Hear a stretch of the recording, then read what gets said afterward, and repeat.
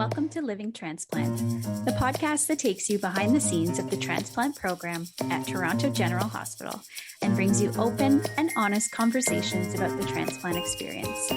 My name is Candice, and I'm the Education and Outreach Coordinator for the Center for Living Organ Donation.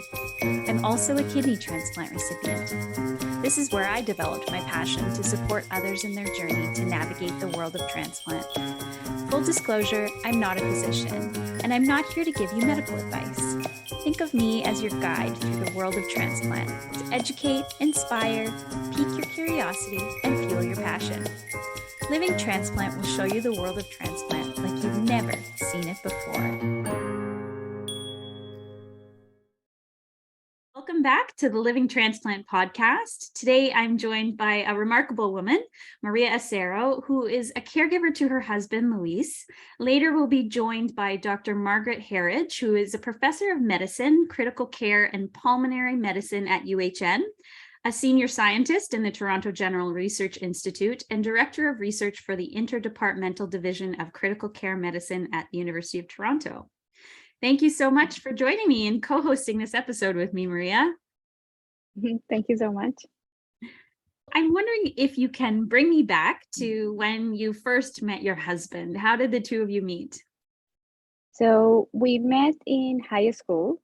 We were 15 years old. We lived in Colombia in a place called Guajira. So that's the region where we lived. And this was a camp for workers of a company. So my father-in-law and my dad worked at the same company, and we ended up living in this complex that was only 200 houses or so. So we met at 15 years old. He was a year ahead of me. In his class, there were, I think, 9 people. And in my class, we were 6. All the families were very close together because there was absolutely nothing outside that camp. So we spent not just the school time, but every holiday, every weekend, everything together because you were confined to this place. So families were very close. It was fun, but you had limited options to do stuff outside the camp and to meet other people and that. So yeah, it was different, but it was a lot of fun. Oh, that's cool. That's really neat. So his brother was also in my sister's class, and his mom was my friend's mom. So it was a very close relationship. Yeah. You already knew each other. Yeah. Oh, wow. Yeah. Wow. So Louise was diagnosed with autoimmune hepatitis at a very, very young age. When you began dating, did you know about his diagnosis? Did he talk openly about it? So we met when we were 15, and he had just been diagnosed. Mm-hmm. So I knew that he was sick, and he handled his disease very well. He was a happy person. He went to school. He kept his life going. So I guess for me, I always admired that, right? That he and his family would just keep going and having a normal life despite the diagnosis. And when I started dating him 2 years after that, so I was 17 and he was 18, his disease was more or less under control. So for us, it just meant that he had to take medicine every day. He was more tired than I was, of course, because his liver wasn't working properly. So he would take like long naps and I wasn't. But in all honesty, it didn't bother me. We had a lot of fun and it never bothered me. When we started dating more seriously, I did have people from my family saying, listen, this is a person that is sick and you have to look to the future, right? Like, it's going to progress. There's no cure. It's just going to go downhill and you will be in this life forever. But it's not like it stopped me or made me change my mind in any way. But I was always conscious that transplant was going to come at some point in life. And when this was happening, liver transplant was just starting in Colombia. So it wasn't a good outcome, right? Because it wasn't really a well-established program or anything like that. You would have to go out of the country, which was an amount of money that we couldn't afford by any means. So yeah, it was very complicated, but I guess we were really young, and when you're that young, you don't think about that stuff, right? So yeah, Right. that's how it went. You're in love and you decide to figure it out. Exactly, How like it comes. Yeah. right? You two dated and you were living in this amazing community. And then when did you two decide to get married? So we didn't do things in the correct order, so to say it somehow. So because we lived in this close community, when you graduated high school, you really had to go to another city for university. Wow. Because there was no university in that place. So he moved to Bogota, which is the capital, and I started university there, and I had a year to go. When I graduated, I went to Bogota to apply for university and all that, and I got pregnant. So I went to a different city called Cali to live with my parents, and I did all my university in Cali with my parents and my baby. He was living by himself, but in a different city while he finished his university, right? Once he finished, then I moved to Bogota and we started living together and got married. So our son was already 6 years old. Beautiful. So we married in 1998, and then we lived there for 2 years and moved to Canada in year 2000. So you were going to school with a young baby, and oh yeah, wow. And what did you go to school for? I did industrial engineering in Colombia. Wow. So there, this is a 5-year degree. Mm-hmm. So I did all of that with my son. I was living at my parents' place, so I did had a lot of help. My parents were absolutely amazing in that time, and then they helped a lot with the baby. And we saw each other every summer, every Christmas, every holiday. Yeah, we did our best to keep that relationship going and to have him with our son at all times. Yeah. And then you moved to Canada in 2000. So why did you decide to move? If you remember, the 90s were a really bad stage in the Colombian political situation. So the situation was dangerous. The drug cartels were at their peak. And we decided this is not life for our son. This is it's crazy. So he had been here for 6 months or so, studying English at the University of Ottawa at some point, and really liked Ottawa. And I was once in a trip, and in one of those magazines in the airplane, there was an advertisement for immigration to Canada. I said, well, this sounds cool. Let's try it. And it just happened. We did all the process and we ended up here. So we moved here in year 2000 with 4 suitcases. Wow. And a lot of dreams. And yeah, it was really nice. Incredible. And you have stayed in Ottawa ever since? Yeah, so before we moved, he got a job at Nortel. Incredible. So thank goodness when we came here, he already had a job.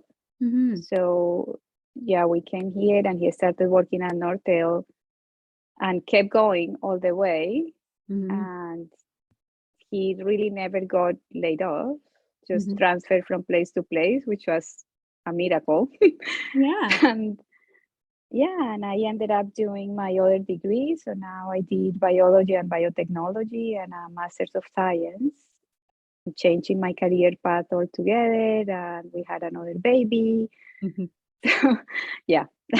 That's incredible. Wow, that's quite the journey that you guys have been on as a family.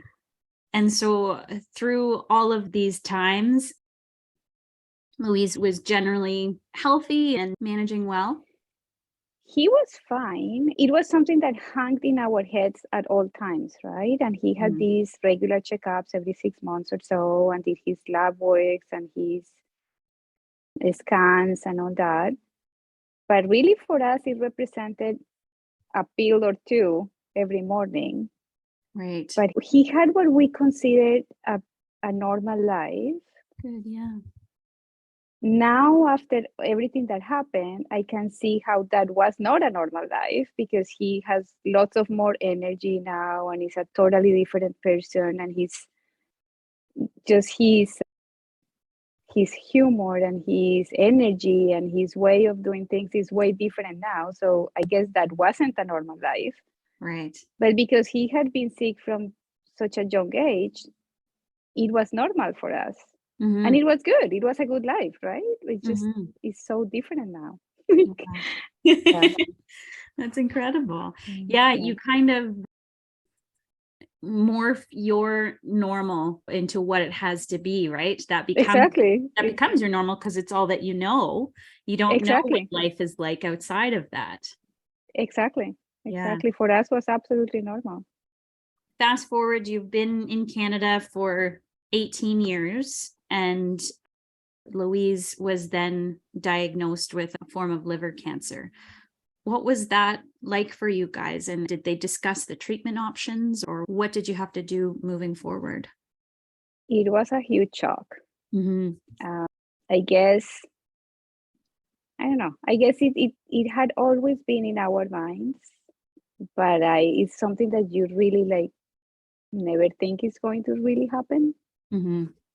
So we go for a yearly camping trip every single year, and we love it, and this is our thing. And when we were camping that year, he started having a fever and feeling really sick, but he didn't have anything else, not a cough, nothing. So it never crossed my mind that this had anything to do with his liver, because when you have a fever, it's like, okay, you got a cold, right, or something, right?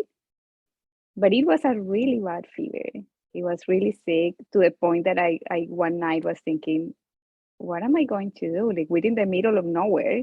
Right. The closest hospital is like 4 hours from here. My goodness. So that was scary. Then the fever went away, again, for no reason. They just went away. But when we came here, I told him, you know what, you have to go and get checked, because that's not normal. Like, why would you get sick like that? And he went and then did his scans, and they found the cancer. It was a huge shock. The doctor that was seeing him that day, so he called me at the office and said, the results are in and the doctor wants to talk to us. So I immediately knew, this is not. But good. Even before that, when he did his scans, I called my parents-in-law. This was December, right? And I said, you know what, I think my gut feeling is this is not good. And I think that the diagnosis is going to be that he has liver cancer. And I would like that at that point you guys are here. So they flew in. Wow. And so we got the diagnosis, and I was in shock. And even the doctor that was seeing him that day, that she had seen him for 18 years at that point, she was in tears. And the diagnosis was the tumor is too big, so you don't fit in the scale to be a candidate for liver transplant. However, I've remitted you to this person in Toronto to see what your options are. So how do you take that, right? So yeah, we spent the entire December in Toronto going back and forth and looking at options and what we could do, what was the outcome, and then the solution was they were going to try a treatment to reduce the size of the tumor so that hopefully would fit within those parameters for him to get into the list. but we had to be there by January 3rd or something like that. So that was Christmas. Oh my God. Yeah, we told our children what had happened. Daughter was 9 years old at that point, so she was still very young. Mm-hmm. From the beginning, we tried to tell her things the way they were. Mm-hmm. It's my very personal opinion that kids deserve that. Mm-hmm. Just to know what's happening, right? And to be prepared for what can happen and know the options and know why you're doing what you're doing.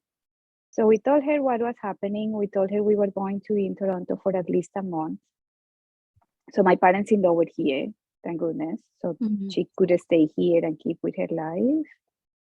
And he went to Toronto. We stayed there for, I think it was like a month or something like that. And he had his treatment. And then he was put in the list in March. Wow. Or something like that. Yeah. So and then that treatment was successful and it was successful. It was very scary. Yeah. Very, very scary because of the side effects of the treatment and all that. And even the he needed preparation, right? Like he needed to hold his breath for so long, for example, to let the machine do the job, and he had to be absolutely still. Mm-hmm. But he couldn't hold his breath that long. So we needed training. So we literally trained for it. Like we got the snorkel and trained him on how to hold his breath because he couldn't. Wow. So that was scary. Yeah. And we held training sessions on how to hold your breath that long and try to repeat what the machine was going to do, because he was very nervous. And I was telling him, if we practice at home, at least you know what you're going to expect. Right. If you practice here waiting like 25 seconds or something and you only need 18, the feeling. And even when I'm feeling that I don't have breath, I can still hold it, I don't know, like 5 seconds more or something. But you need to know what's going to feel like. Yes. So we did that. That I think worked out. So problem solved. But the problem is, it wasn't only not to breathe. It was you had to hold your breath. You had to have your lungs empty, right? So you will take a huge breath and then release the air and then hold it. That's hard. So that's even worse. It's not like you had air. Your lungs are empty. Okay, so I think that was scary and that was hard. Mm-hmm. But it worked out. Mm-hmm. And then he was put on the list. And then the other bad moment that we had is he was put in the list and he was told he could have a living donor. Mm-hmm. And then we had someone that was a candidate and everything. And then they called to say, no, you're not a candidate for a living donor anymore. Mm-hmm. I think that was one of the low moments. Mm-hmm. that took a lot of hope out of our minds. Mm-hmm. So now we were waiting for a deceased donor. Right. Which in my mind was very, very hard. It's like you're hoping for someone to honestly die so that you can get your liver, right? And that was really hard to handle in my mind. Mm-hmm. Mm-hmm. So I am a very religious person, and that didn't sit well on my. How do you pray for that, right? Like, right. How do you pray for someone to die so that your husband can get the liver? Yeah, that didn't sit well with me. Yeah. So that was hard. Mm-hmm. And then we received the call in December. So it was a full year of waiting for that moment to come. Wow. Yeah. While you were waiting, practicing and doing different tests and making sure that he was comfortable, did you have to go back and forth between Ottawa and Toronto that whole time? A lot of times. Yeah. We traveled so many times to Toronto.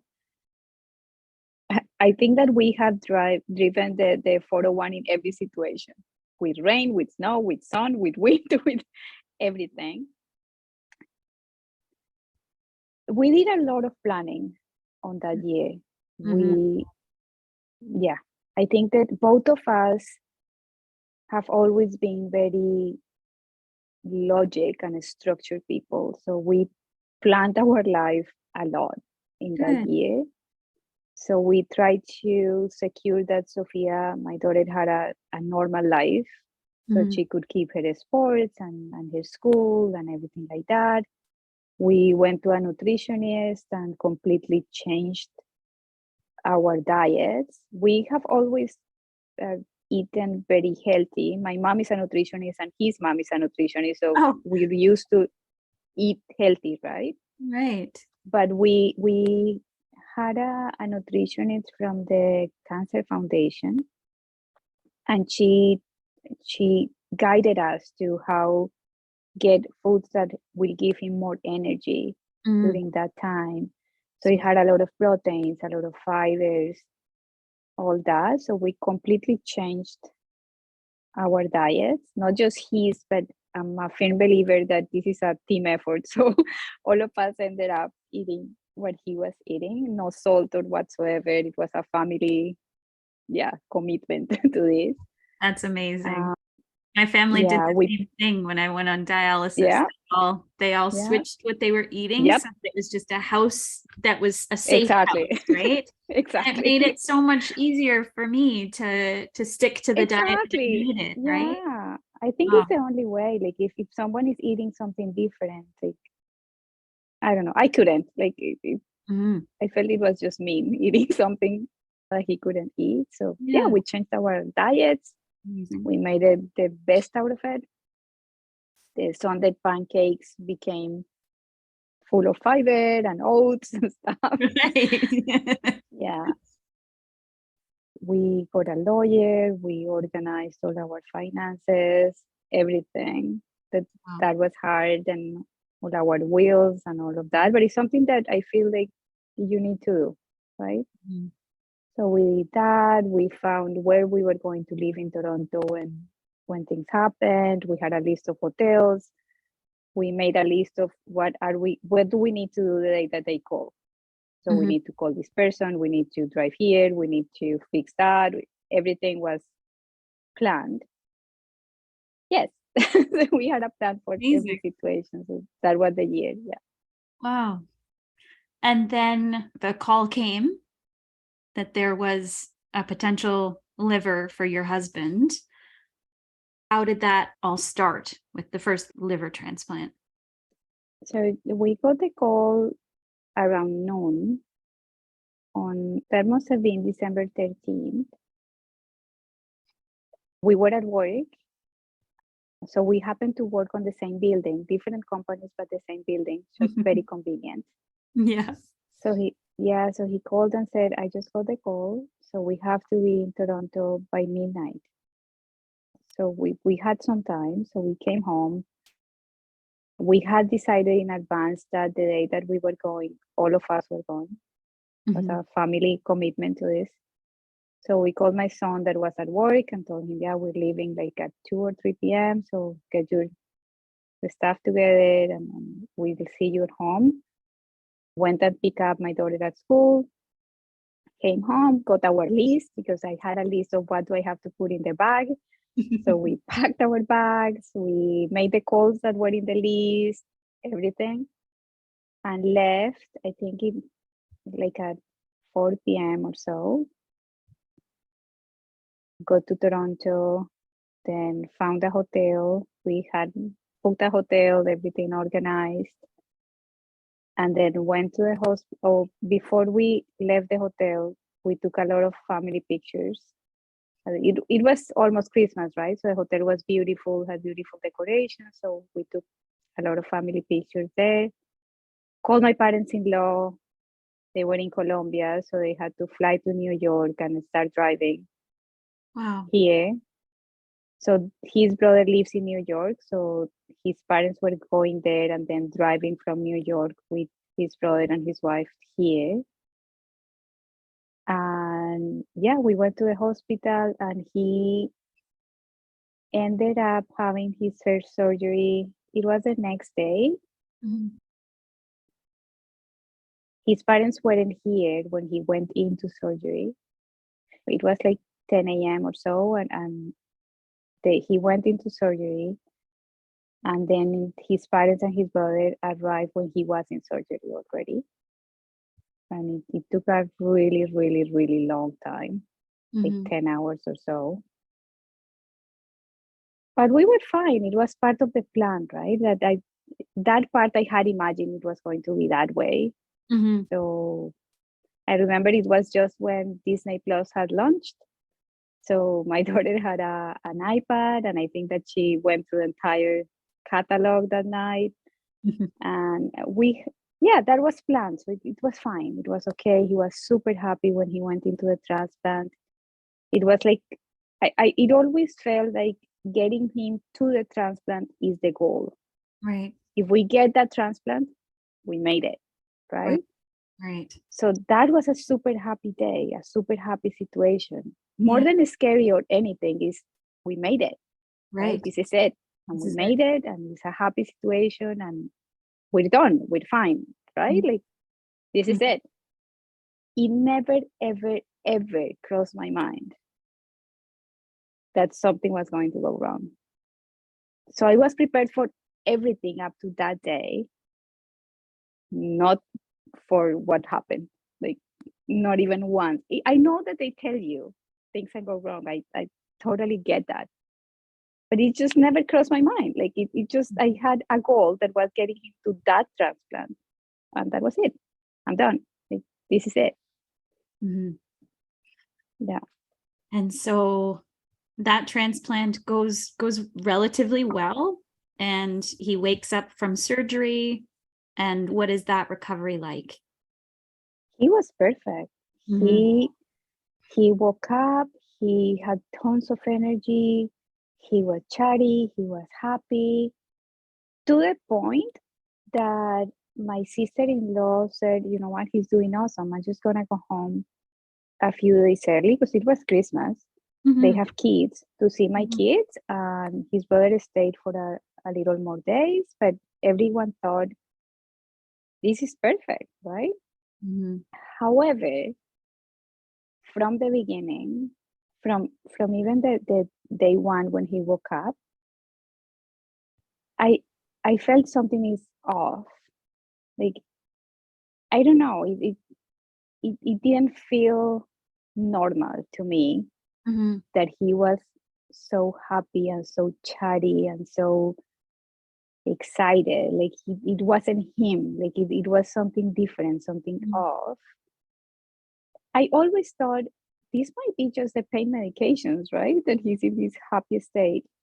But in my mind, there was something not right. Like, Mhm. I can't explain it, but I told my son, and I told my best friend, like, there's something really, really weird. Mhm. Your intuition. Yeah, like, Yeah. Mhm. yeah, there was something off. And then my son had to come back to work, and he was coming back on a Friday so that my brother-in-law could go home, Mhm. and he will stay with me in Toronto. And when his brother left, like at around 7 p.m., he was perfectly fine. Said, okay, bye. Thank you so much for coming. Merry Christmas. Then my son arrived, and I told my son, okay, I'm going to go to a hotel. I'm going to have a nap and come back, and you stay here. Mhm. This might have been 8 p.m. or so. And at 11 p.m., he calls me to the hotel and says, Mom, you have to come. I said, what happened? He was perfectly fine. I said, no, he's not fine. He's walking around, running around the hospital, trying to leave. Mhm. I said, what do you mean he's running? He can't even walk. Mhm. I said, no, literally, you have to come. I think it took me 2 minutes to get dressed, call my parents-in-law, come to my room, stay with my daughter. And I ran the whole way. Like, I think it took me 3 minutes from the hotel to run to there. And that's the image that I found. Like, completely disoriented person. Mm-hmm. Yeah. All of, like, in 3 hours. That was a shock. Mm-hmm. How did this happen in 3 hours? Mm-hmm. And it was just downhill from there. What was going on physically that was causing all of this? What was the progression from you getting to the hospital? This was December 20th. That day was December 20th. And what I found was he really wanted to leave the hospital, which made zero sense. Like, Mm-hmm. he was perfectly fine when I left. He was very aggressive. Mm-hmm. He started not recognizing people Mm-hmm. and not even remembering anything. Like, his kids, for example, he was confusing my son with his brother. Mm-hmm.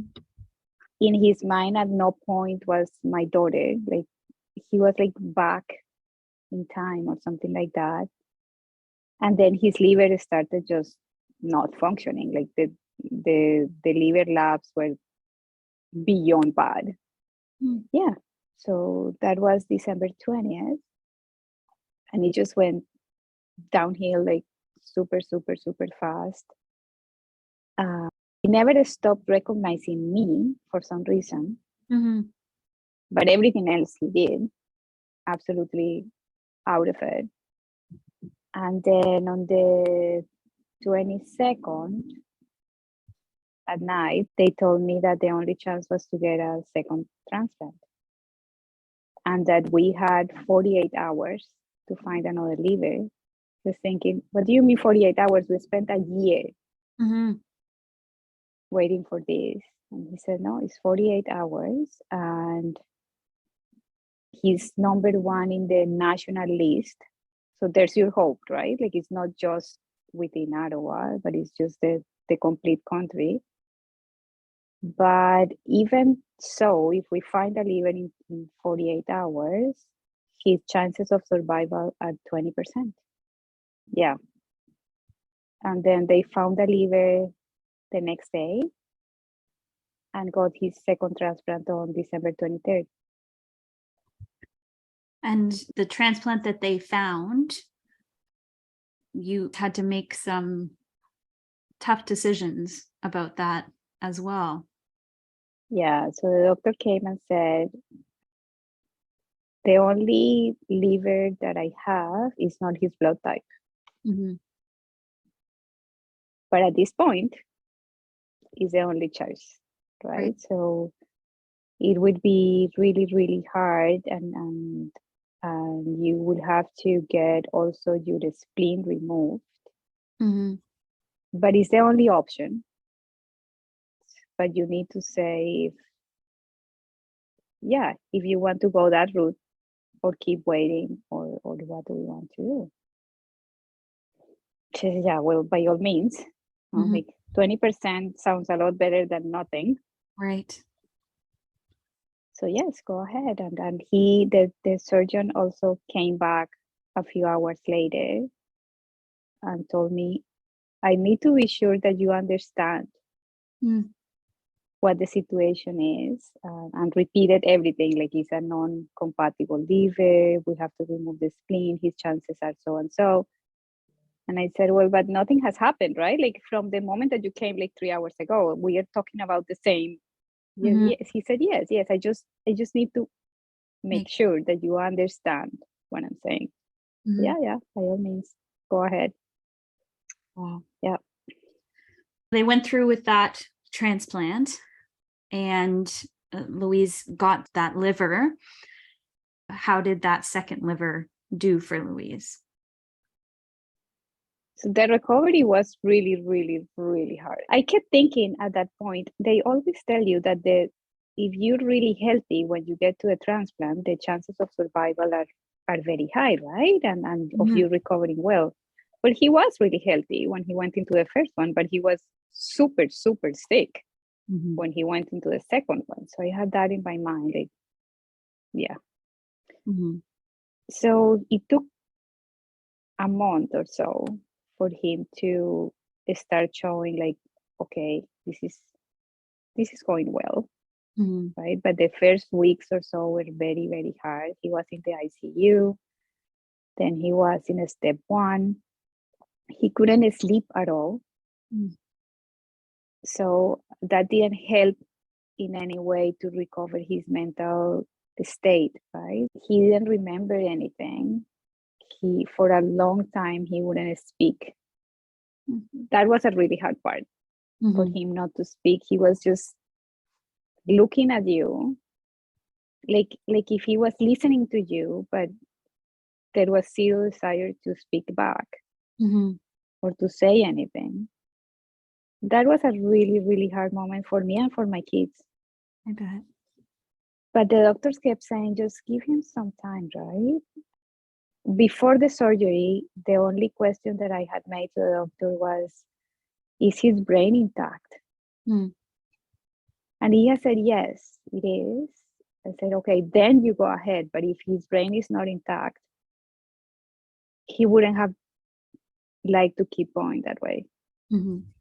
So when he started not speaking, that was my question to the surgeons. Like, okay, you told me his brain was fine, right? And they were saying, yeah, let's just giving him some time. And if it doesn't improve, we will do another scan or something. That hopefully it came back. And then when he started speaking again, he didn't remember anything. So I had to like practice with him every morning. How the nurses do their rounds before the nurse will come, I will do these practice sessions.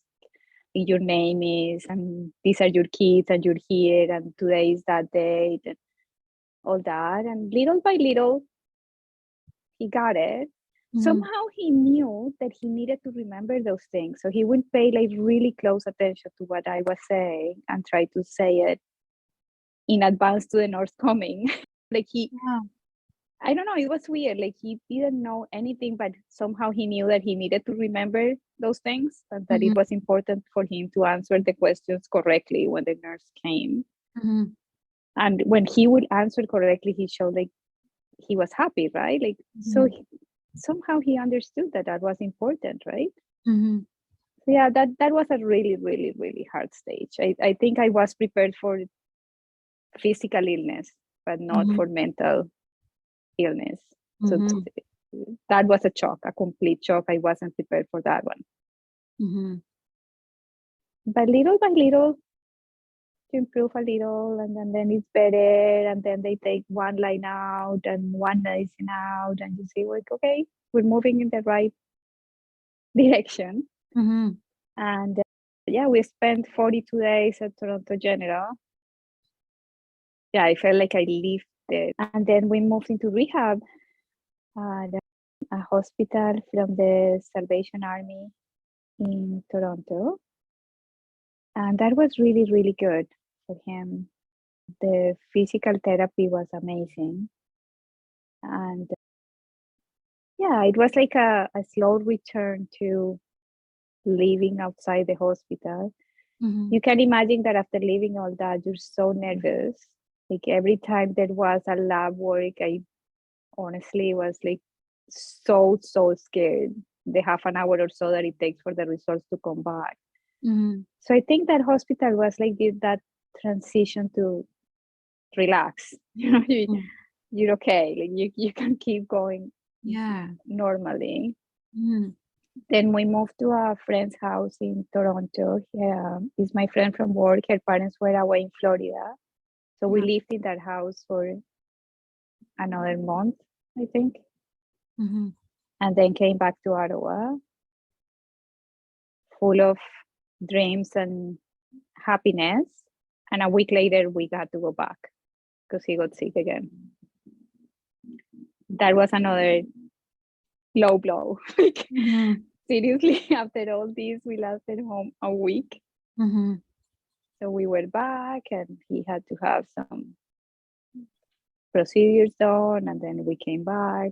And the next year was full of issues. And secondary illness and full of trips to Toronto. Yeah, it was a really hard year.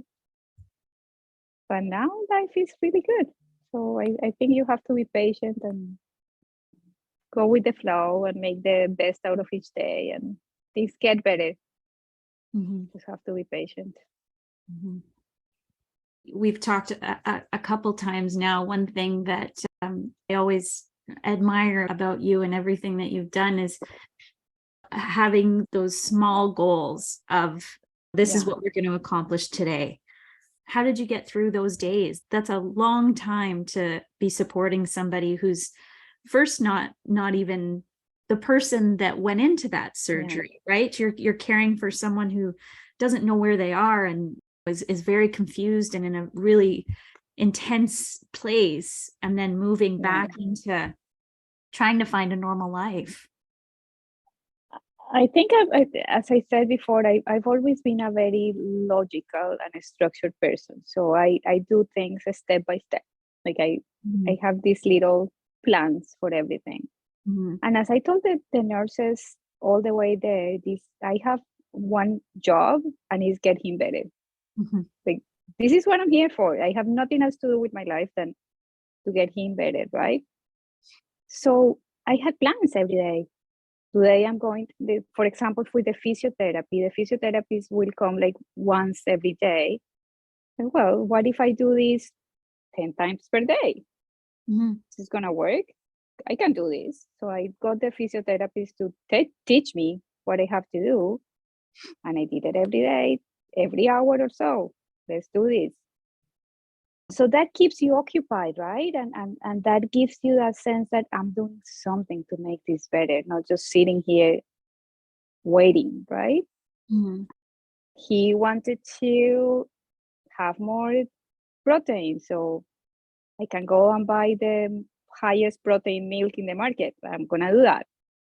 Or he wants today to eat this, I can cook it and bring it back. And the practice sessions with the stuff that he wanted to remember, I have nothing else to do. I can sit here and repeat that over and over and over until he remembers.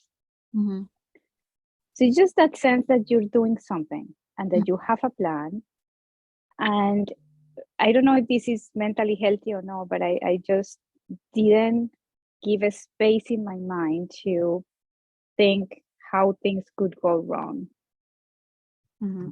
Maybe it's not healthy or anything, but that's what I did. I didn't have a space in my mind for bad situations. I just had a plan. I have to do A, B, C, D, and E today.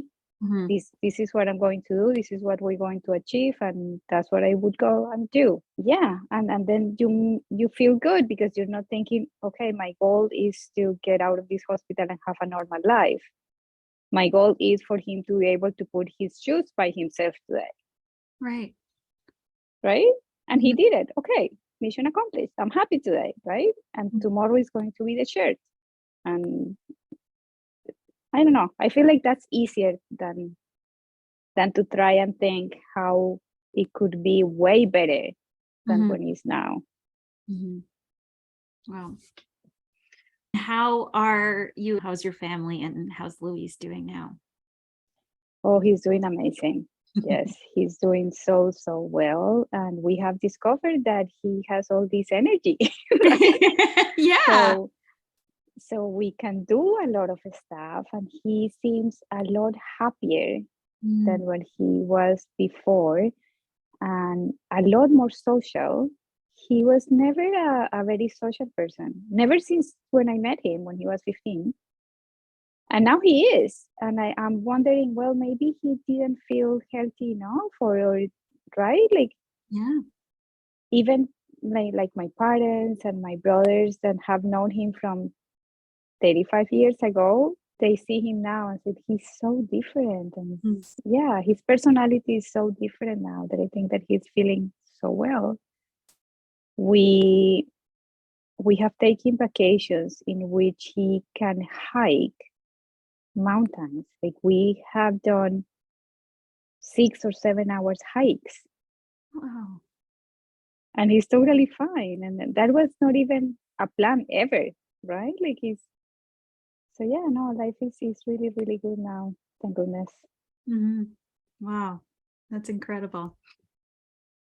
One thing that comes through over and over when we talk is your dedication to family and having this be your family's journey, not just one person's journey.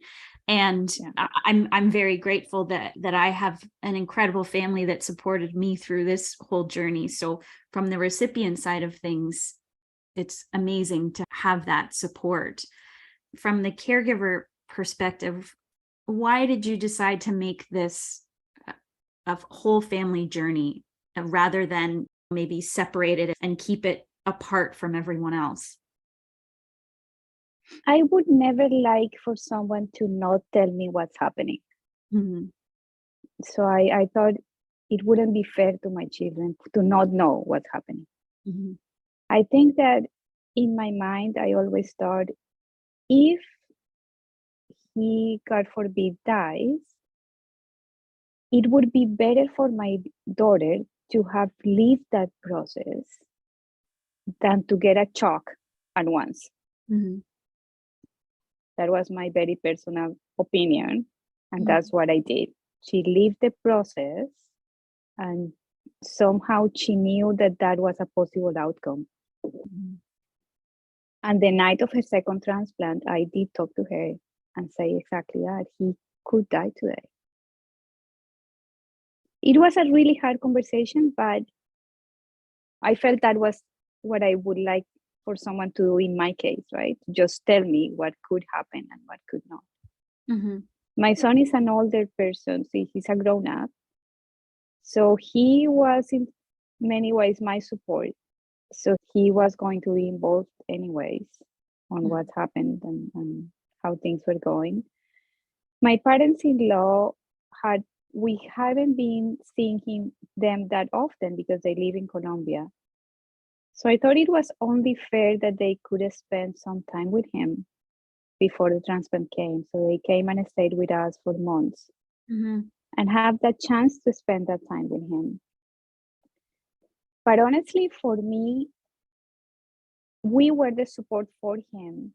But for me, family wasn't my support because I felt like I need someone outside. Mm. And I have this friend that had a child with leukemia. And she's been my really close friend. But she was my support. I don't know, perhaps because this sounds really harsh, but I didn't need anyone to tell me how sad things were and how bad things could be and cry by my side. I needed someone really, really strong by my side, and she's that person. She's the person that will tell you, how can I help? What can I do? Like, right. Yeah, not remind me of how sad the situation was. Just can I be helpful? What is it that you need? So she was always my support. So I think it's important to find what is it that you need and who can give that support to you, right? Absolutely. And it's now my great pleasure to introduce everyone to Dr. Margaret Herridge.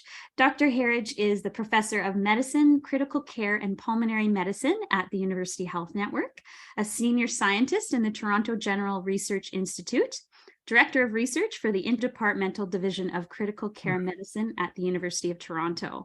She is also a caregiver and advocate for her husband, Rob, who received a living donor liver transplant. Welcome, Dr. Herridge. Thank you so much for joining us today. Thank you. Nice to be here. Hello, Dr. Herridge. I was wondering if you can tell us what inspired you to go into the field of critical care and pulmonary medicine. Well, I am a critical care and respirology specialist here at UHN. I've worked here my entire career. So actually, I've been looking after transplant recipients for my whole career. I was a respirologist first, and then I did additional training in critical care. And I did both for many years. Now I just do clinical critical care. So I'm working here in the Toronto General ICU, where a lot of our case mix are transplant recipients, lung transplant recipients, the more complicated liver transplant, and kidney recipients occasionally, and occasionally complex heart transplant patients. I like looking after complex patients, and I really enjoy the challenges of communication in that setting as well, and working in a very large interprofessional team. So I would say that's why I like doing critical care. And I am an outcomes researcher. I study outcomes. Our group studies outcomes after critical illness, both ironically in patients and caregivers. So all of this was our group's research focus for many years prior to experiencing a lot of this ourselves. And we will have an upcoming episode with your husband, but I'm wondering if you can talk a little bit about your journey from being a professional in this world to actually experiencing it yourself. Well, I guess what I would say is we're all just people at the end of the day. I mean, we have professional roles, but all doctors become patients, doctors become caregivers. And I think these roles really disappear when you have a very personal involvement in either have a loved one who's getting sick, or you're sick yourself, or you're becoming a caregiver. I mean, you have a knowledge base as a physician. So you have that. But I mean, the emotional effect on you and the impact it has on you, either as a patient or as a caregiver, it matters more just, I think, to contextualize as a just a person, much less as a physician. Rob was really an entirely healthy person. He's a transplant surgeon himself. So, I mean, there's all these levels of kind of irony here, connection. But he's a urologist and he does kidney transplants at St. Michael's Hospital. And this is a very large part of his career. So he's a very busy clinician. He started out as a basic science researcher. We both trained in Boston for a few years. And then he evolved into more of a surgical educator. So he's very modest, but he's a very decorated surgical educator at the University of Toronto. So he's totally well, working very hard, busy. And then he took our daughter, who's a student at McGill, or he was visiting her when she was doing an elective in Singapore. And they decided to take a day trip and went to a market to buy some fruit, actually, because they were going to go to an elephant petting zoo. And I guess Rob was rummaging around in this barrel of bananas, and actually he got bitten by a snake. And it wasn't a poisonous snake, but it was a snake bite. And then he got a really bad cellulitis, or very bad skin infection. It was just about a day or so before he was coming back to Toronto. So he didn't see a doctor in Singapore because I think he thought it wasn't going to be so bad, but it became this really pretty raging infection, tracking up his arm, and he was really getting sick. And I remember being pretty shocked by the state of his arm when he came home.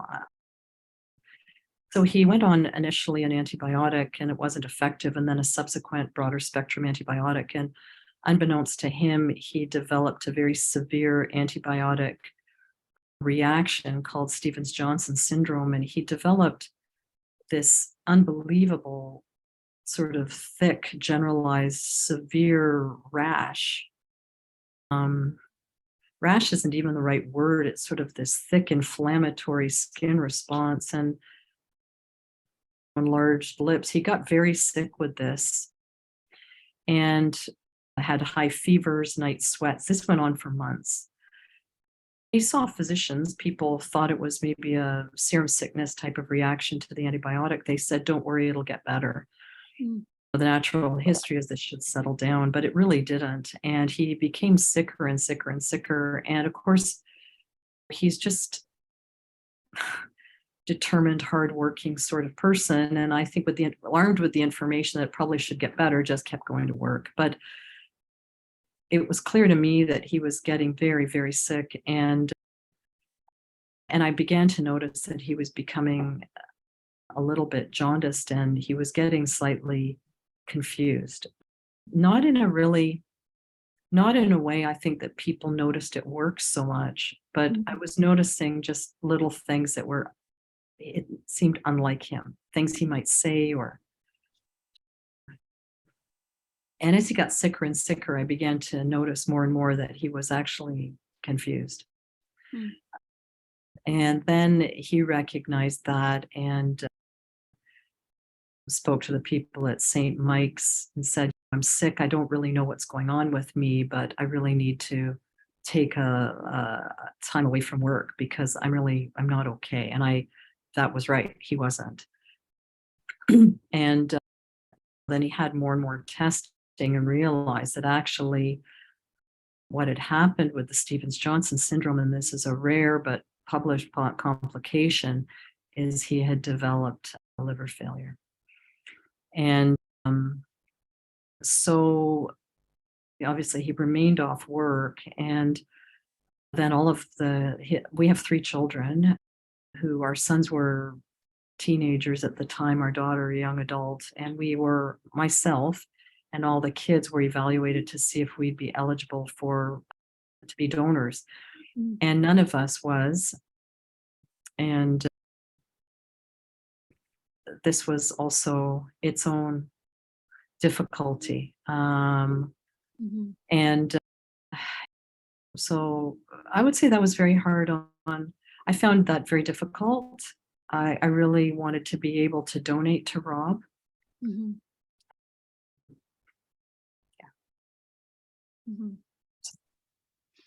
Yeah. And I think the kids found it even worse, actually. And I think that they still think about that. It really troubled them to not be able to help their father in that way. But no one was a suitable donor. So then we began the process of trying to spread the word and waiting. And I think the waiting was excruciating because there was so much uncertainty. Rob initially was pretty he was sick for sure, but he was more stable. But as the waiting period went on, he began to have some complications. He had a couple of GI bleeds. A couple of months before he was transplanted, he had a very significant GI bleed. And the other thing is that I needed to keep working through this because he wasn't working. And he had his GI bleed and was hospitalized when I was on call in the ICU. And it was just a loss. Yeah. I was so worried because I know about all of this. And I could see that he was beginning to decompensate. And we didn't have a donor. And a lot of people came forward.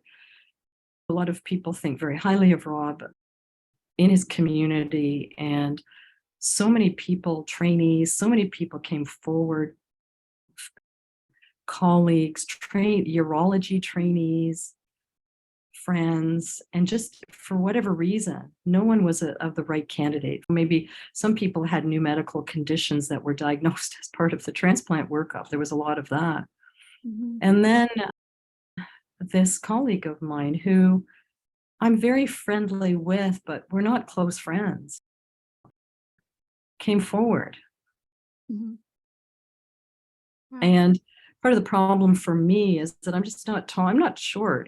I'm a taller woman, but my husband's 6'2", and this was one issue. There were other reasons our sons couldn't donate, but for my daughter and me, we could have, but we were just not big enough. The graft wouldn't have been big enough. We would have been small for size. And that David Grant, who was looking after Rob initially, the prior head of the liver transplant program, and I know I've worked with David. He said, Margaret, it's just not safe. not safe for you to do this, and there'd be a risk that it just wouldn't be an adequate organ. And then we get into all sorts of complications. We need to wait. And so Marie, who's a respirology colleague of mine at St. Mike's, who's 6 feet tall and very athletic. She's a really an elite athlete. She's a biker. She's a long distance bicyclist and a very serious athlete. Came forward and unbelievable. I think that what you're saying is very important for people to know, that sometimes you find help in the person that you least expect that is going to provide this help. So it is very important to spread the word. In our case, my husband couldn't have a living donor anymore. It had to be a deceased person, but someone that we would have never expected to come forward. This was the wife of one of his friends, which we had seen maybe twice in our lives. And yes, as you said, we were courteous with them, but not really friends. And right away she came forward and said, yes, I can do this. I will do this for certain. And I'm forever grateful. Like, even though she couldn't donate, I would have never expected for her to come forward. So I think that that's something that gives you hope, to know that if you spread the word and you keep asking, people that you will never think of will come forward and help you. So that was of comfort to me. Yeah, thanks so much, Maria, for saying that. It's just so true what you say. And there were so many people who, after Rob got his transplant, told Rob and said, I tried so hard, but this was the reason I was turned down. And I wanted you to know that we tried. And some of these people, we were both shocked by it. And of course, deeply moved by it too. Like, we just had no idea that they would have been willing to do that or to put themselves forward like that. And it is really, it's so true what you say. And talking to Marie, and I guess Marie and I, as I say, we're always very friendly with each other, but we're both very busy people. And we always say to each other, we would totally be great close friends if we only had the time to cultivate it. We all, I think, have people like this in our lives, right? Yeah. But Marie always says to me when I don't know, sometimes I just email her in a day because I'm thinking about it, or I'm thinking about Rob, or there's some situation in the unit. I'm professionally constantly looking after patients like this, that I'm thanking her, and she writes back to me and she says, Marg, you just always need to understand that it was good for me too. I got a lot from this too. So I appreciate the thanks, but also thank you and Rob for allowing me to do this, because it was meaningful for me and my family. And I think that's incredible. When we go through these situations, whether we have a lot of notice or if it's an acute case, there's a loss of sense of control, and we don't know what to do with ourselves. And either as a recipient or as a family member or a loved one, I'm wondering if you can talk a little bit about what you did to feel like you had some control over the situation when you were going through this. Well, the loss of control was extremely difficult. I think for me, because Rob was off work. I mean, I love my work anyway, but I mean, I coped a lot by immersing myself in my work. I mean, obviously I was helping Rob at the house too, but when I was at work, it just was a bit of a mental health break for me to just sort of go, okay, I left Rob at home today. He's fine. Kids seem okay. And I just now need to try to compartmentalize this. I need to go to work and just sort of only focus on whatever it is, the unit, my research, and it's going to create a bit of a relief from the worry and the uncertainty about where we're headed. And that's how one strategy. Mhm. I really tried to focus on how I could help Rob tangibly, because it wasn't helpful for me to sit around the house and worry with him, like not helpful. Mhm. So what Rob did, and this was Rob's idea, but I really tried to help facilitate it, was Rob, we both knew the more functional he is, the better surgical risk he'll be. So Rob decided he would just take up walking with a vengeance, like create walking as his job, because he's used to being a very, very busy person, that he would just get up in the morning, get dressed, get changed, and he would sort of walk almost all day. So it was during the winter.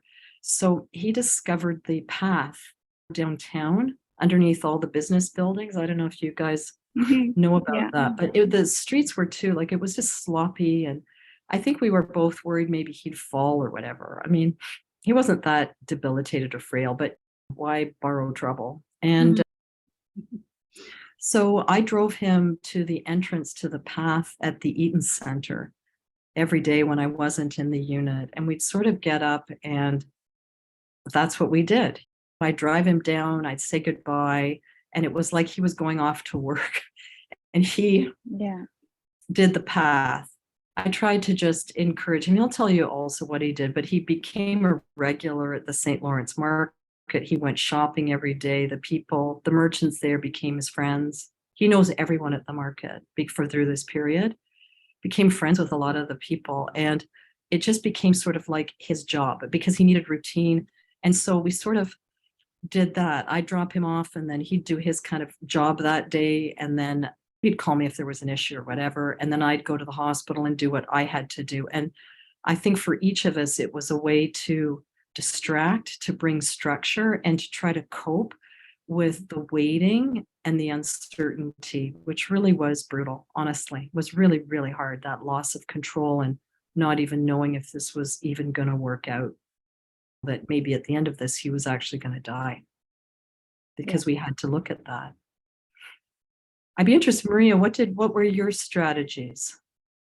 Yeah, I think I totally agree with you. I kept my life as normal as I could, because I thought, as you say, if this is the end, there's no help in just having a really sad year and doing nothing and crying the entire year.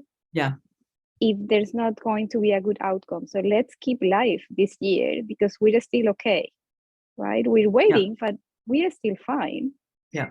So we kept our life as it was. I kept working. He stayed at home for some periods of time and then returned to work.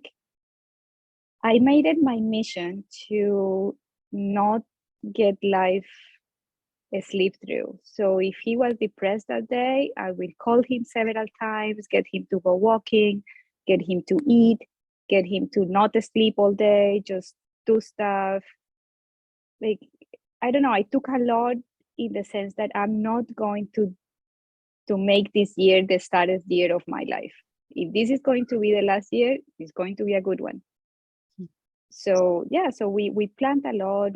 I made a point to go on holidays and to go for hiking and to go, if we were going, for example, for a drive to Toronto, I will make a point to stop at a lake or something and go look at the birds and walk around the lake. So just make it at least a little bit enjoyable, even though we knew that the trip to the hospital was not exactly a good thing.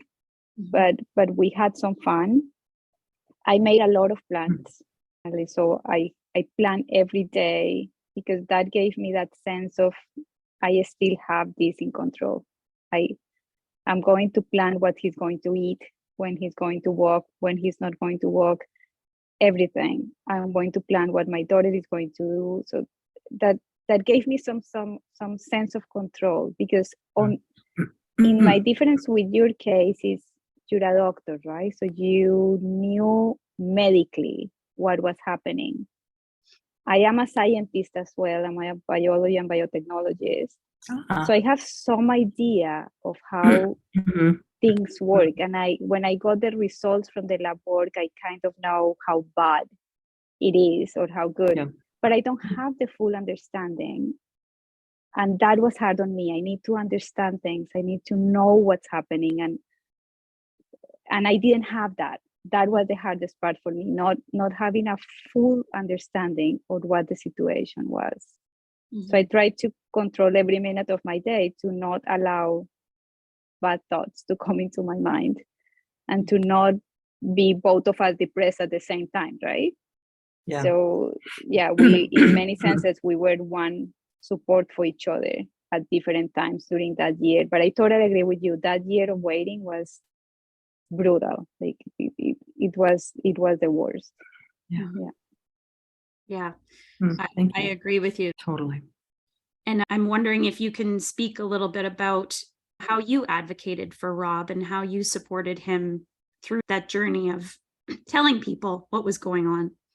Well, we had this discussion, I remember vividly, with David Grant, and David saying, okay, now you've got to find a donor because Marg and the kids can't, like, they're not eligible. And so we said to David, so what do we do? And he said, well, you need to reach out to your community. I go, well, how do you do that? He said, well, different people do different things. I said, well, like what? Give us some ideas. I mean, I have no idea what to do. And he said, you've got different networks at work or in the community or whatever. I would just start reaching out. So I think we both felt kind of overwhelmed by this. David said, and Rob, it can't be you, it needs to be Marg, because you need your advocate to drive this. You need someone to reach out on your behalf. It's just the way it needs to be. It's how people would welcome the information. We armed with basically no information. I mean, truly, I think this is what Rob and I would want to help the transplant program formulate a plan for, help caregivers or patients with, is that we really, I mean, we know lots of people, but we just had no idea how to begin, what to do. And so we just bit by bit started first with kind of extended family and close friends. I created an email message with a very brief story of what had happened and what was going on. And included in that story was the link to apply to be a donor, to fill out that initial screening form for donors. And basically, as we heard that so many people came forward, but we heard from them that they couldn't donate, they'd been turned down. We had friends of my elderly parents. It was like they can't donate, but they wanted to apply anyway. So all of these sorts of things, they say, well, they just told us immediately that we can't donate. And I'm a very healthy 88-year-old. And we're going, well, we're so touched by this, hearing more and more that people wouldn't be eligible. We just expanded the envelope a bit and then began to expand it through professional circles and just more extended friendship circles. Got outside of close friends now. We're in sort of more acquaintance circles, neighbor circles, and the enlarging circles and professional circles. And for sure, this is how Marie heard about it. I asked permission for my colleagues if they would be willing to send all the information out to colleagues, not just at the UHN, but across the U of T. I'm part of national networks in critical care across networks. I mean, we just spread it more and more and more and more as we heard more from our friends or people who knew us that they couldn't do it. Wow. And it became almost like, I'd be interested in Maria's perspective and Candice's yours too, like from your mom, like that also became a major source of kind of structure and distraction for me. Mm-hmm. I was working at the general with doing what I usually do, to Maria's point, trying to maintain some sort of routine. After the fact, everyone told me I looked like a wreck. But anyway, in the real time, people go, "Oh, you're doing so great, Mark." But anyway, and after the fact, it's all over. People said, "Oh my God, we were so worried that you were here at work and you looked terrible and exhausted and so stressed out."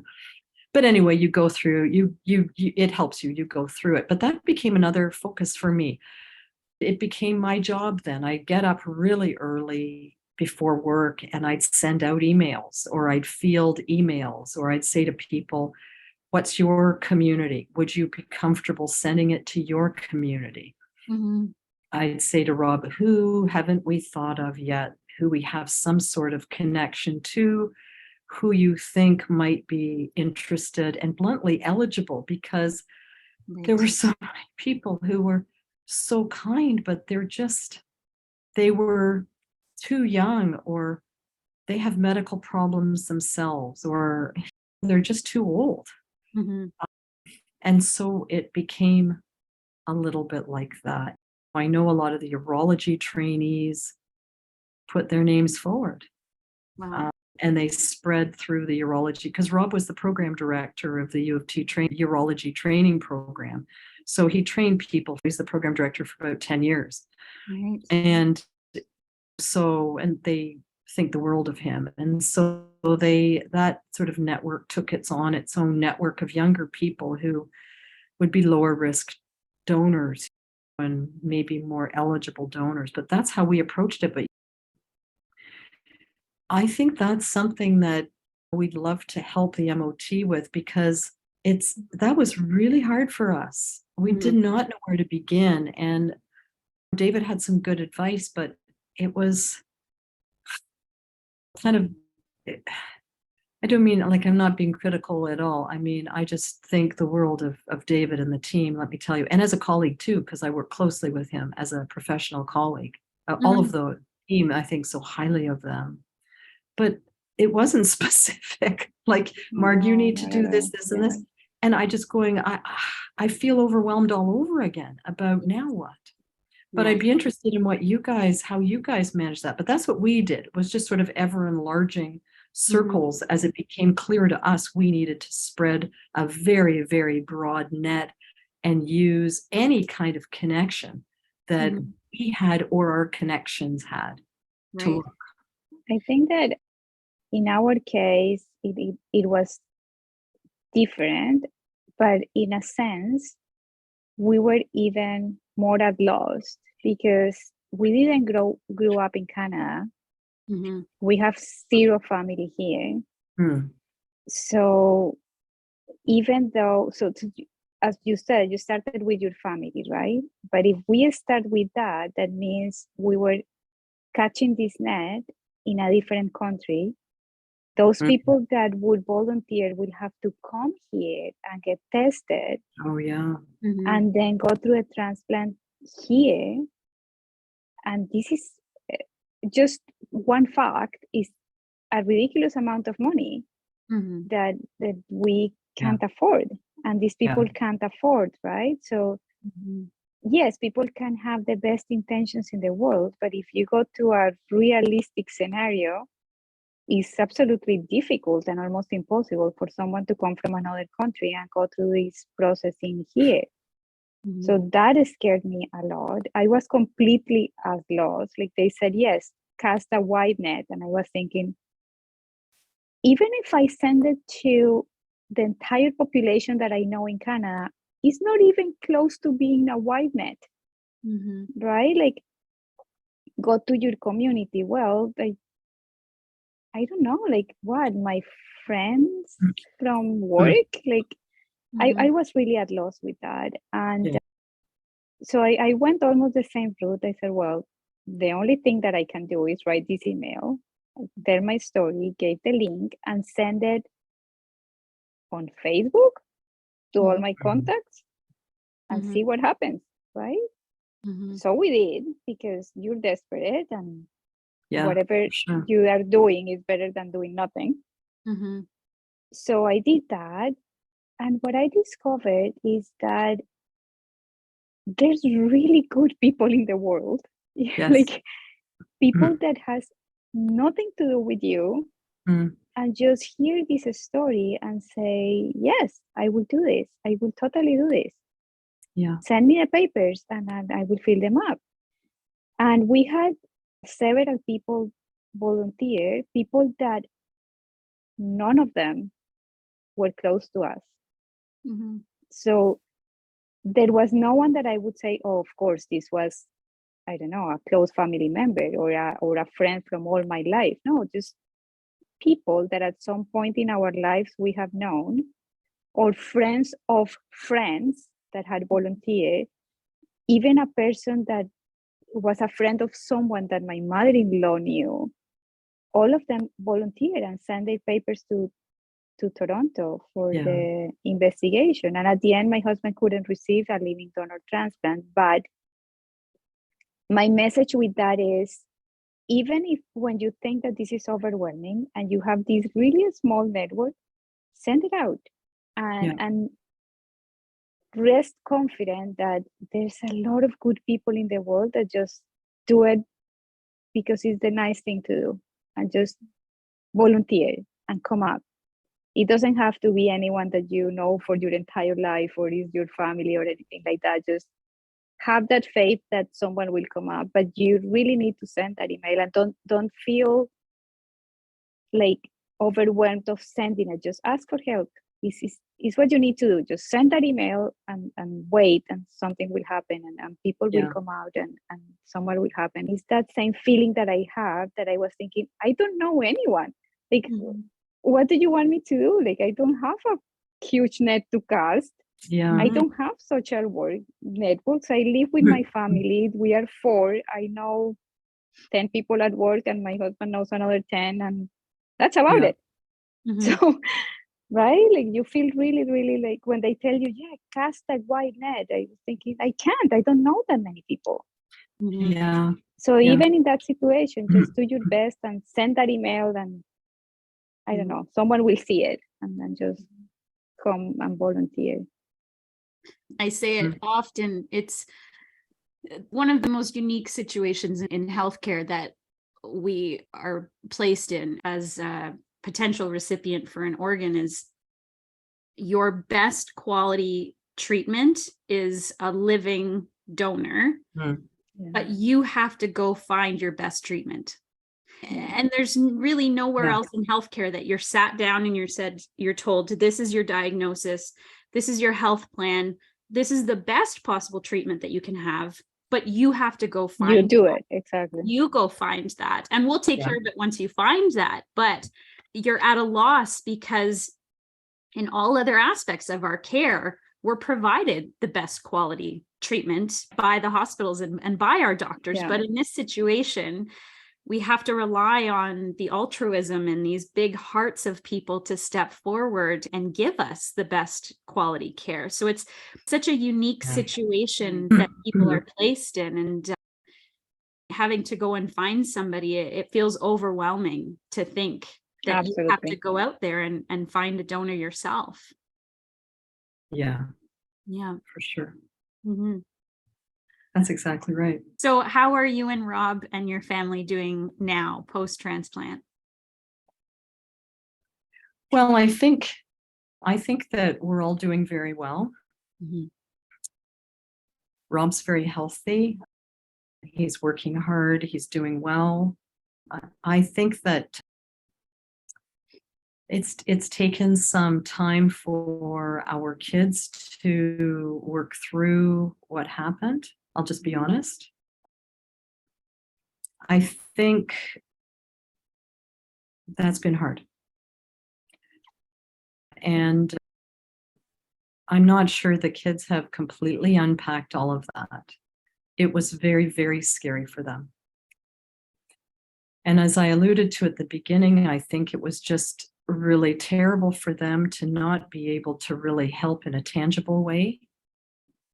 And I think they still, it's not rational, but harbor some guilt about that, even though no one was felt to be an acceptable donor.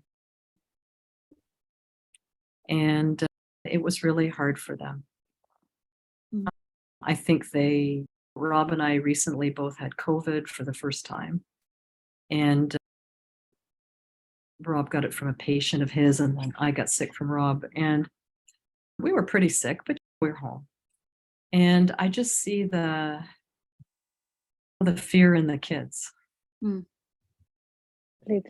Is he going to get sick again? I'm frightened, Mom.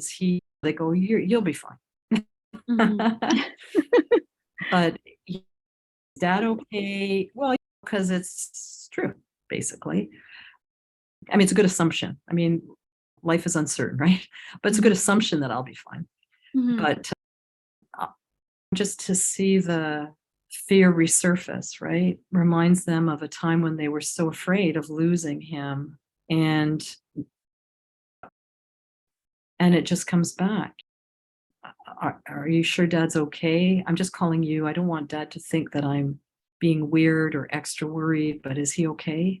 Yeah, he's fine. Okay, good. I was really worried. I'm really worried. So I think that it had a very big impact on our children, and they're still processing that. But I think sometimes we don't think enough. Like, we think now it's good. We're turning the lens on the caregiver. And I think about this in my own research program on outcomes. But I think we really now need to include in the lens the children, because the children are part of the family. They're caregiving in their own unique ways too, and they're worried in their own ways too. And I think sometimes we're not, because we're all worried, right? And the caregiver's focused on the loved one who's sick, and you're worried about losing them. What's going on with everybody else? Yeah. Or the kids are being stoic because they don't want to add to the caregiver's stress by saying, for me, Mom, I'm completely stressed out. It's very hard to concentrate at school. I actually don't even want to be here in school right now, which are natural reactions because the level of anxiety and worry is so huge. And I just think it's over 3 years now that Rob had his transplant, almost 3.5 actually. And he's been entirely well. Like, it's unbelievable even to me. I just go like, he's entirely well. And awesome. but it takes a long time for the kids to have the ability to look at something that was so scary and painful and to begin to process it fully and to integrate it into, this happened to the life of our family, and it was really terrible and incredibly scary. And we all were anticipating Rob's death because we had to be realistic about this as a possibility. I was having a lot of counseling, trying to prepare myself for this, to be honest. As he was getting sicker and sicker, I had to prepare myself for how I was going to deal with that. I mean, I don't think you can, but I was trying to look at it because I had to look at it. So I think we're all good, but I think the kids are still continuing to really unpack all of this because it was a pretty major traumatic life event for them. And of course, they're so happy about what's happened, but the fear and the trauma in the moment is a real life event, and it has a really important impact that requires you have to work through it. But I'd be interested in what you guys think about that. That's what happened in our family. In our case, I was going to ask you how long ago had that been, because in our case, it's going to be 3 years this December. Wow. So similar So timeline. it's a similar timeline, right? My daughter was 9 at the time, and my son was in his early 20s. I honestly think, and I'm not a doctor, but I honestly think that I have post-traumatic stress disorder. Like I still, there's little things. For example, I can't go to the Delta Hotel in Toronto. Like I step inside and that all this anguish comes back. You know, like it's all this feeling like I can't be there. Like I don't want to stay there. And the very few times that we've gone back to that specific hotel, it's like everything comes back. It's awful. Like so that's for me. And there's little things like there's a sweater that I wore because I only had brought the one hoodie in my bag. So I wore that hoodie for 42 days or so. I can't put it on. Like I gave it away. I hate it. Like I can't have that sweater on. It's just I understand. and I think it's silly, but it's not. Like I don't want silly it. at all. I don't want to see it anymore.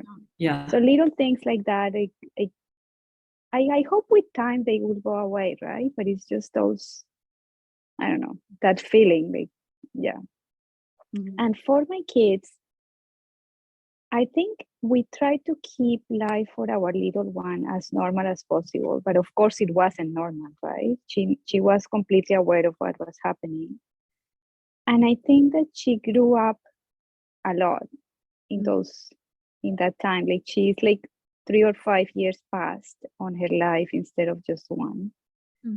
And one thing that I noticed is, as you said, like that fear that he's going to get sick again. So, for example, with COVID, this was the 11-year-old that had that mask sealed to her face. Like she wouldn't take it off ever. You know, she was the one playing basketball with a mask on and everything with a mask on because she was terrified of bringing COVID home. Yeah, totally. So I'm grateful that she did that, but in my mind, that's sad, right? Like I know. Yeah, excuse me. Yeah. But that's the case for her. Like she wouldn't bring COVID home. Like so she spent 2 years with that mask on her face. Like so I understand. I think that even though things are really good now, like it's a really, really good life, I don't know how long it's going to take for that to go away. So I'm absolutely grateful, and life is really, really good now. But it's something that happened, and will stay there for a long time. Because I mean, ironically, there's so much irony for me because I really do research in this area, and I study caregivers. I mean, this is the other after critical illness, which is a traumatic life event, and just like what we've all been through. And so many of the caregivers, I mean, so many of the patients, but so many of the caregivers do have symptoms of PTSD or major depressive or anxiety disorders. And it's a well-established literature. I follow these people. Those are the studies that I do, the follow-up, long-term follow-up studies. And I know these people and I follow them. And I guess this is public, so I guess people will know that I've actually have a lot more in common with them than maybe they even appreciate it. But I'm routinely referring people for counseling because people do have PTSD, and the symptoms you're describing, Maria, absolutely are symptoms of PTSD. And I have some of them myself. And it is with traumatic memory, it really does require this integration into acceptance and integration as a life event. And it never goes away, but the interference and the emotional trauma, you know, how it interferes sometimes out of the blue, unpredictably, right? They're triggers. That goes away with treatment and counseling. The memory, well, it's always a difficult memory. but it's part of a life, right? And Yeah, absolutely. and then you can kind of begin to move forward. And I think time does heal, but sometimes it does require specific therapy because PTSD is very treatable. And I definitely have had counseling myself to deal with some of these things because I like to destigmatize counseling and mental health issues. I went into counseling when Rob was sick because I really had to try to be intact for the kids as much as I could be, even though who's fooling who, I was really struggling. And then kind of in the aftermath, trying to process everything. And I've really encouraged our kids to pursue it too. Yeah. And because it was a big deal. And we can't just go, well, Rob's fine, now everything's fine. It never works like that. Yeah. If I could resonate to what Maria's saying about her daughter masking, like I worked all through COVID in the ICU here at the General, and all through the time when there was no one woman was vaccinated, and all the patients there's a very high mortality here in the ICU at the General. And I mean, I moved into our basement for months. I was kind of scared I would get it, but not nearly as scared as your daughter, Maria, to bring it home. And I just said, well, the last thing I do, I'm never bringing this home. I lived separately from Rob for a couple of months. Wow. We weren't in the kitchen together. I was masked in the house. I didn't overlap any clothing. It's like I worked during SARS too. Like no clothes came to my house. I immediately showered when I came home. I wore a mask and we had no contact with each other really for months. I was so afraid of that too. So I know what you mean. I just thought if he's like, now he's well and then he dies from COVID because I brought it home, I'll never be able to live with myself. I'll never be able to deal with that. Right? Yeah. I think that was the case. She was terrified of bringing COVID home. Yeah. Yeah. Same. Totally. That's probably my biggest fear being an intensivist during COVID, ironically, was just, I cannot make Rob sick. Yeah. So Margaret, going back, you were talking a little bit about your research with caregivers. And that's right. Ironically, so yeah. And that's really crazy. That support that you recommend to caregivers and families. I really do. Can you talk a little bit about some of that? And we know that there's not a lot of resources or support for caregivers and families who have survived critical illness. Can you speak to that? There isn't. Yeah, I mean, I think one thing that our group is really trying to establish is a real continuum of post-ICU care for patients and families and children. It's really on my radar, the kid piece, the children piece. To create continuity, but also to help with a lot of things that the MOT program has a lot of resources for rehab and mental health. So, but still, that just doesn't exist for ICU. We've really tried to build a network so that we can advocate and facilitate that. But I'll tell you, even we did a big COVID follow-up study after COVID ICU. It's a study our group is just finishing right now. And there's such severe mental health issues in the patients and the families. And really what we in our research program is advocating for like rehab, because everyone can have for that for sure. But even more so, mental health support. Because the additional trauma for COVID and the caregivers were banned from the bedside in the ICU. So they couldn't even be part of the journey. There was that extra like separation trauma too. Like people, it was terrible.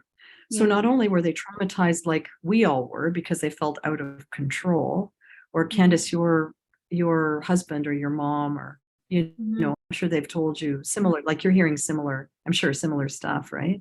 I mean, there's no one who looks after the caregiver or the children. And people really need mental health counseling. And what I try to do in clinic when I talk to the patients and the caregivers, because they often come in together, is to normalize and destigmatize the mental health piece, because it's normal.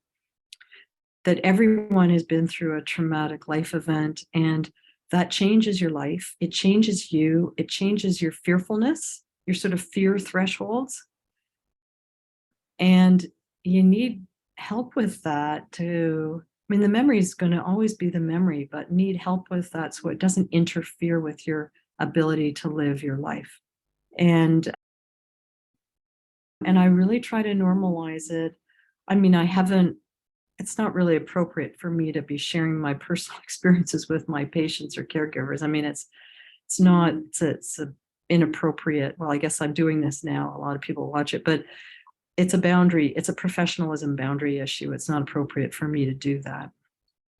I can do it in this forum, but what I'm saying is, as a physician and as a researcher who does work in this area and understands the literature and my own experience, I mean, we really need to be looking after people so much more after the event, regardless of the outcome of the family member, like of the patient, even if it's incredible, right? And Maria and I, and you, Candice, I mean, we're all so fortunate to have had these incredible outcome experiences so far. And yet the trauma of the event lives on in us because it was a traumatic event, and it was really unbelievably scary, with a loss of control and fear of death, which was real and possible. I'd love to see and help with that, because we're really on a mission to do that for the post-ICU patients and families and children.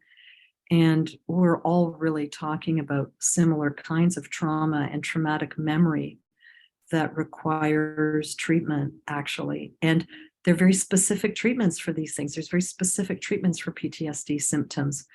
And we actually have a PTSD super expert at Ryerson University, well, Toronto Metropolitan University currently, who is actually a national expert. I work with her.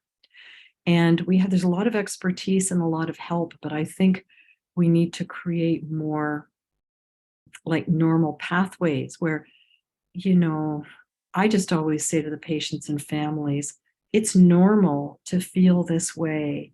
And I normally just suggest having counseling, because that's something I just expect you might need. May I organize that for you? I just try to normalize it instead of, are you okay? I mean, it's just this sort of undercurrent of judgment, or you should be okay, or you should be grateful. Everything should be fine because your loved one is fine. It doesn't work that way. And I obviously, because I study this, I read about it, I think about it. I think that's an important focus that we could really help a lot with going forward. That's amazing. If somebody wanted to learn more about your research or find some of these programs or resources that were available, where could they read more about that? I'm happy to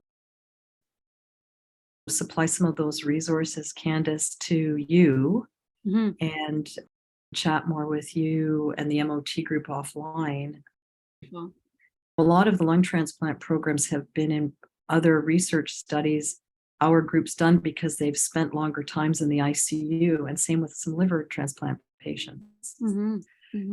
So I've actually looked after a lot of transplant patients and families also, ironically, not just in the unit, but in follow-up.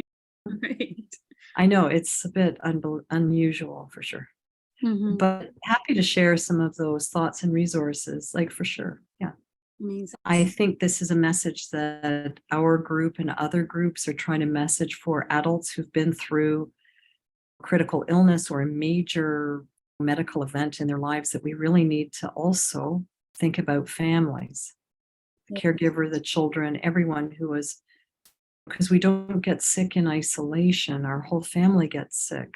And so we really need to look after the whole family. 100%. I couldn't agree more. Is there something that you would want to share to caregivers or to family members who have been through this journey that you think would help them from the experience that you've had? And maybe I'll start with you, Maria. I think that conscious that everyone goes through this in a different way, and it's different for everyone. But what I think helped me and my journey was that I made it like a plan. I have to get my husband through his transplant, and he's going to get well. And that's the only thing that is in my mind. And I'm going to plan for that, and I'm going to work through it. And we lived every day trying to make it at least a bit a happy day, right? So trying to enjoy the little things in every day. And if, as I said, if we were going to a hospital appointment, then we will stop at the lake and have a nice moment in that day. And have these little things that you enjoy every day, and go through your process and enjoy it, and find something to hold on to. So I had my faith, I prayed a lot, but I know that that's not the case for everyone, and that's totally fine, but that's what helped me. I found that was of comfort to me specifically. So I prayed a lot, I had my faith, I enjoyed little moments every day. I found some space for me that was, I walked a lot. I had these walking patterns. I even walked the stairs at Toronto General, up and down the stairs every single day, many times, just to relax and have some physical exercise. And that helped me to sleep, which was very important, because then you get physically tired of walking the stairs, so you can actually sleep. So I think it's important to find a little space for you. It's important to enjoy little things every day, make it a happy day. At least that a little tiny part of your day needs to be happy. And also give yourself some space to break down and cry. So I think that you're a better person once you have a good cry. I totally agree. And my friend told me, just go have a cry in the shower. No one will notice. And that was one amazing piece of advice. So I used to go in the shower and have these really, really, really nice cries and come out of there feeling really good. Like, okay, I got it all out. I have this energy again to keep on with my day. So you are the support to your patient, but you're also human, and you need to break down and have these little cries and feel better and relax a bit and have that bad moment and be okay again. Beautiful. Thank you, Maria. And for yourself, Margaret? Thanks, Maria, for saying that. And a lot of the strategies, for sure, I observed as well. I think the routine we both talked about.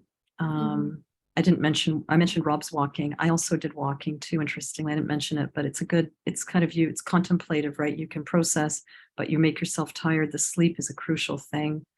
Try to observe some routine so that the routine can anchor the day, and you feel like you're just got some structure that keeps you going, because it's so difficult to keep going.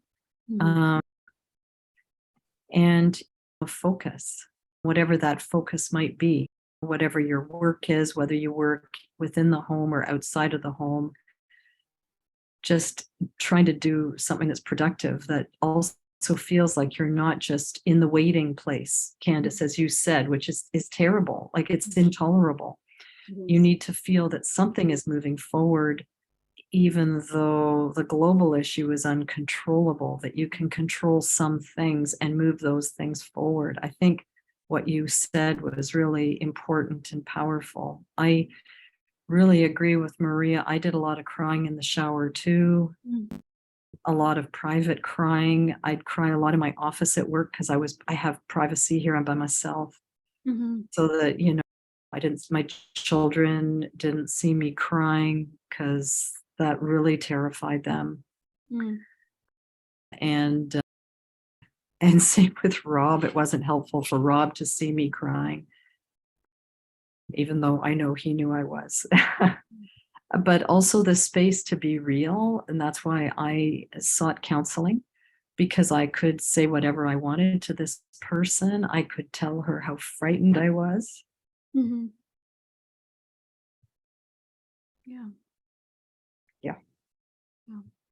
And I could kind of leave it there. So yeah, that's what I did. I didn't want to burden my friends with it too much, or my sisters, or my parents are elderly, and they were absolutely terrified. And so they would look to me because I'm the doctor, and that's the other burden that I found very difficult. I didn't really talk about this here, but that was sort of a burdensome thing. But anyway, they looked to me to be the strong person, and I knew that, so I couldn't unload on them. And so I needed a place, as Maria said, to not just like to cry. Crying is very, very helpful if you're inclined to cry. I don't know, not everyone is sort of, I'm really okay to say that I do that too. I cope in the ICU that way too, in my office sometimes. But I needed to see a counselor. This happened to be a psychiatrist, a colleague of mine who's a psychiatrist at UHN, to just be very, very real and to say all the stuff that terrified me, and to just get rid of it once a week in a very safe space, and no one else could hear. And that helped a lot. And I think a good strategy too, for if that works for you. I really agree with Maria. Different things work for you. Got to kind of know what works for you and try different things. But once you find what works, it's just keep doing it. I have one final question that I like to leave on a positive note. Margaret, I'll start with you. If you were a tree, what kind of tree would you be? A tree? Yes. What? Oh my God. We like to put people on the spot and end in a silly way. This is hard-hitting journalism. Okay, I'm gonna hedge the question a bit. I'm gonna be two trees. One tree is, because we have two of these trees at our house. One tree I would like to be is a Japanese maple, because it's architecturally beautiful and it brings joy, because it's, can I say, I'm not trying to be a beautiful tree, but I'm just going to say, yeah, I would want to be that tree because it brings a lot of joy, because there's almost a sort of a artistic kind of creative element to this tree. And I love it. I love looking at it. So I like the sort of creativity or the joy that natural beauty brings. But we have a lot of very, very old oak trees on our property that are like 80 years old. And not a lot, like 2. But they're big and they're solid and they're stalwart and they're strong. And they kind of anchor the property. So I think I'd like to be a bit of each. Amazing. That's beautiful. And yourself, Maria? I had before Dr. Harrington said, I thought about the oak tree. But now, if I had to pick another one, just the name escaped me in this beautiful moment, is this tree, a willow tree. Yes.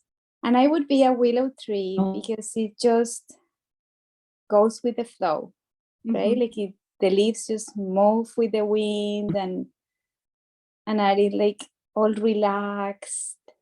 and laying in the ground and just giving a lot of shade. And I think that's part of what I think we should do, just go with the flow and withstand the situations and go with the flow and be happy and be shade for everyone. Yeah, that's what I would be. Amazing.